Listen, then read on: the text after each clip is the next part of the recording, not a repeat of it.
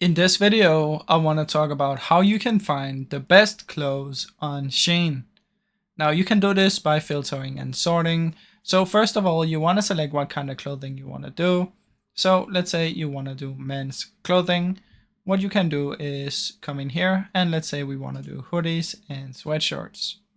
Then simply under hoodies and sweatshirt, what we want to do is come in here, find the sort by and select top rated. Now, usually the top rated ones will be the best quality and you can go through these. You can also check the most popular ones. And on the left hand side, you will be able to filter it even more. So you can see if there's any specific features you want or something like this. And that's basically how it works. Now you can go through these and check the item description and check what material they're made of. And that's how you can do it. Now, I really hope you enjoyed this short video. If you did, please leave a like and subscribe, as it helps me out a ton. Thank you so much for watching.